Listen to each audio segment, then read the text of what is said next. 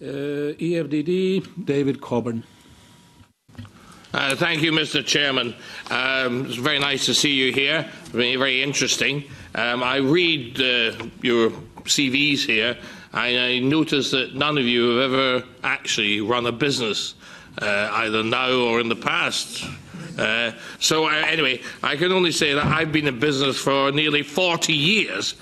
And with all due respect, I've never heard so much fantasy economics in my life. Pure Marxist mathematics, pure guesstimation, pure EU.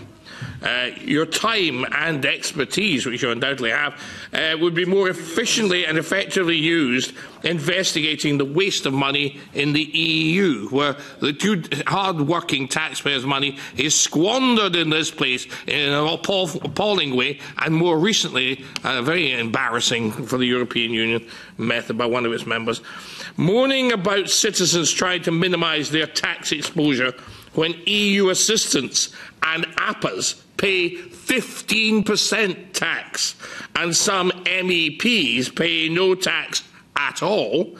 The EU's is the best tax racket in the world. So how they can complain about the poor citizens that they rule over, trying to save a few pennies here and there, is outrageous. Ordinary people may want to hide their money abroad as they fear their governments or future governments stealing their money. Perhaps, I'm sure it's all legally done, of course, once they've paid their taxes. They should be able to hide their money where they like. Who knows what the future holds? Socialist, communist, fascist governments. If Mr. Corbyn was elected in the UK, or some of the crazy socialists in France get elected, who in their right minds in France or the UK would not want to put their hard-earned tax money out of reach to prevent it being stolen by the state? Until recently, most of the EU was run by Soviet communists who quite frankly, is to say that they may not change back to the system they had before. Now, Britain and Holland may be well wedded to asset protection for hundreds of years, but this is a new concept to most of the people of Europe. So it's terrifying for the rest of us. The European Union loves taxation to feed its overpaid bureaucrats and their gold-plated pensions, not to mention the corruption. Now the EU is questioning VAT exemptions for commodity contracts in the UK for UK futures markets, such as London Metals Exchange, which has been going on since the 1970s. Quite legitimately, and was quite allowed at the time and has always been the case. But they've suddenly decided, now that we've got Brexit, that this is not. So what we've got with the EU is tax laws written in pencil. People and businesses fear the EU's rapacious tax ambitions to oil a gigantic and unnecessary extra layer of government.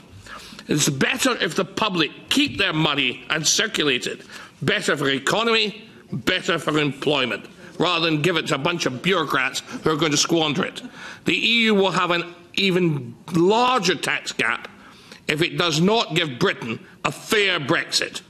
And we leave with our 35 billion you all so desperately need to keep this appalling thing afloat.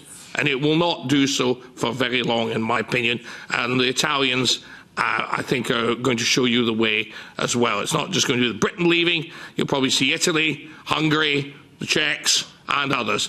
And even maybe the French, if the Gilets jaunes get a big showing in the forthcoming elections. Well, David, are you coming closer to the question? Okay. I've finished, sir. I'm sure you all enjoyed it.